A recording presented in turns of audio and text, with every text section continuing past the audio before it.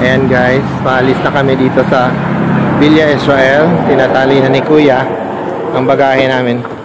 At mag-try kami ng ibang location na malapit sa downtown, yung Sweetlets Hotel.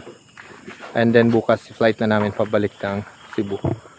So, ayan, goodbye Villa Israel.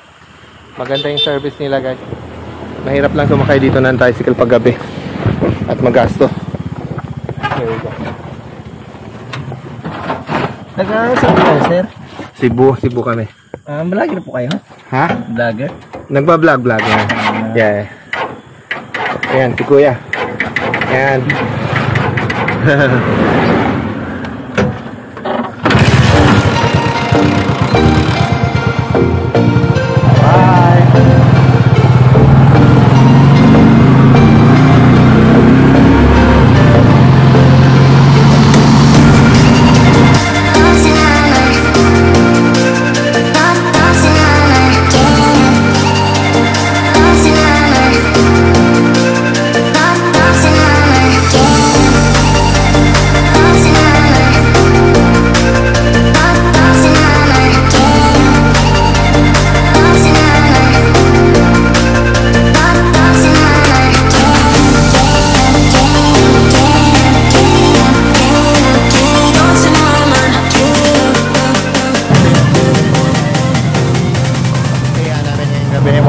Last night namin ito. Ayan, Sweetlets Hotel. Yeah.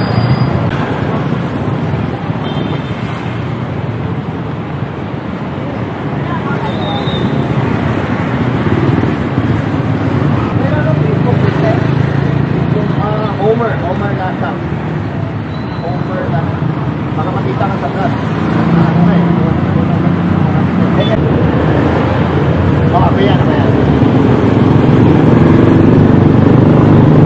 Okay. Add mo ko. Pakita mo yung vlog ko. Sige ha. Salamat. Salamat. Thank you. Yeah.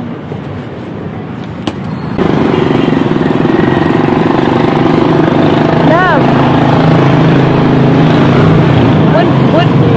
Bun Bob? Ha? Honey? Oh. Bob daw. Ha? Welcome, Bun Bob. Mo lagi Sweetlets. Bun Bob. Teka, dito pala. No, not that. Dito sa kabila. Dili na may Sweetlets. Sweetlets in. Parang Sweetlets sa pika. Awa. Asa mo? Sweetlets to? Ito yon. Hi guys. Nandito na kami sa Sweetlets Inn. Dito sa El Nido. Yung location na to, like I said, is in downtown. Malapit lang sa downtown. So, walking distance to the, to the island hopping tours sa El Nido Beach. So, hindi mo na kailangan sumakay ng tricycle. Makakasave ka ng pera. Kaysa mag-book ka ng malayong hotel. Every time you ride a tricycle, tatagain ka ng 150 to 200 pesos per way. So, eto guys, I'm gonna show you the room dito sa Sweetlets Hotel. Maganda yung nila guys, maganda yung room nila. Sobrang malinis. At pagpasok mo pa lang guys, sobrang bango ng room mo. Yan, maganda yung design ng room nila, elegant. At saka ang babait ng staff guys. Wala silang elevator, nasa third floor kami. Tinulungan nila kami magdala ng gamit. So, hindi kami nahirapan pag-akyat dito sa third floor. Kasi hagdan lang yung gagamitin mo pag-akyat dito. At saka meron palang free coffee and free water dito sa lugar na to. Ayan, meron pang guys, bathtub sa nila, sa room. Yan guys. Linis, sobrang linis. Yeah, so we're just gonna stay here for one night and then bukas kasi may flight kami 4:30 ng hapon. Nag-book na rin kami sa kanila ng van transfer and they will set up a transfer para hindi kami malate sa airport 9 o'clock in the morning. So yeah, they're very helpful guys and I think this is a good deal. Mura lang nung room na to pag-book namin. I will link in the description or you can message me or message them sa ano nila, sa Facebook page, or you can check them out sa Agoda. Alright, thank you guys. I'll see you later. Bye. Hi guys, mamasyal lang kami dito sa downtown El Nido. Maghahanap kami ng makakain for dinner kasi gutom na kami. It's around I think 6:30, 7 o'clock.